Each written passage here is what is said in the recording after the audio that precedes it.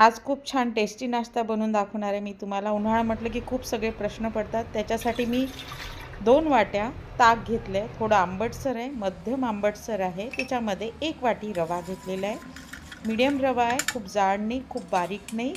त्याला मी व्यवस्थित मिक्स करून आता 10 मिनटं रेस्ट करायला ठेवून देते। त्याच्यानंतर मग मी 1 वाटी भिजवलेली चण्याची डाळ मी फक्त 2 तास भिजवली आहे गरम पाण्यामध्ये, कुणकुण्या पाण्यामध्ये, कारण उन्हाळ्याची जास्त वेळ चण्याची डाळ भिजवायची नाही, त्याला वास लागतो। आता मी त्याची पेस्ट करून घेतली, थोडे जिरे टाकले, त्याच्यामध्ये थोडी हळद टाकली, कलर छान येतो आतमध्ये हळद टाकल्याने। तुम्ही एक वेळा नक्की ट्राय करून बघा।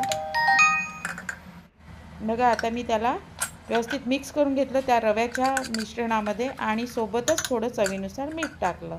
आता मी थोडंसं झाकून ठेवते 5 मिनटं, तोपर्यंत मी कोथिंबीर आणि हिरवी मिरचीची पेस्ट करून घेतली। तुम्हाला पाहिजे तर तुम्ही लसूण टाकू शकता, पण मी नाही टाकलेलं आहे।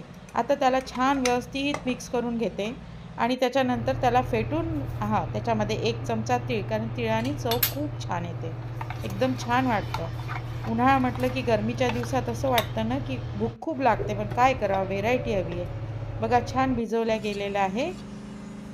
आता मी त्याच्यामध्ये 1 चमचा तेल टाकलं आणि व्यवस्थित फेटून घेते। त्याचं कारण आहे की तुमचा पदार्थ खूप छान सॉफ्ट आणि सुटसुटीत होतो। आता मी एका डिशला तेल लावलं, थोडंसं तेल लावून घेतलं, व्यवस्थित स्प्रेड करून घेतलेलं आहे।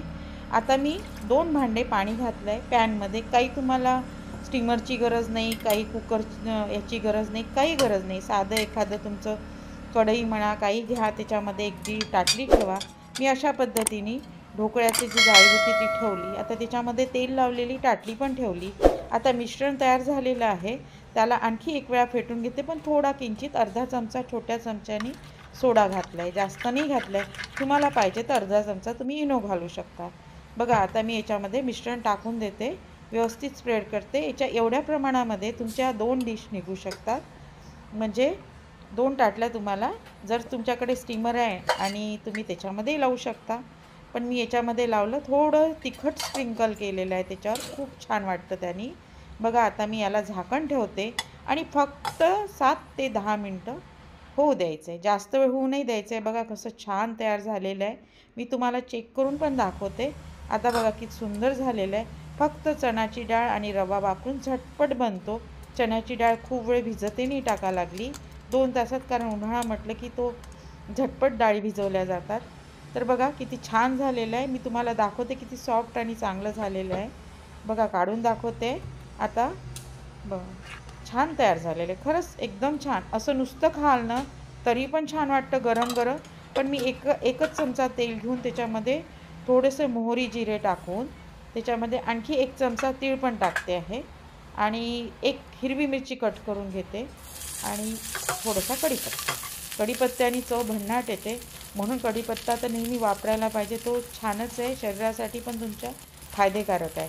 बघा आता मी त्याच्यामध्ये थोडासा कढीपत्ता टाकला, जास्त नाही टाकला, 1 चमचा तीळ, आणि आता मी त्याला फोडणी तयार करते आहे। आता मी ते मिश्रण तयार झालेलं सर्व त्याच्यामध्ये टाकते। 1 लाल मिरची टाकते, तिला फोडून टाकली, त्याची टेस्ट खूप छान येते। बघा आता छान मिक्स झालं आहे, तडतडले तीळ, तडतडले।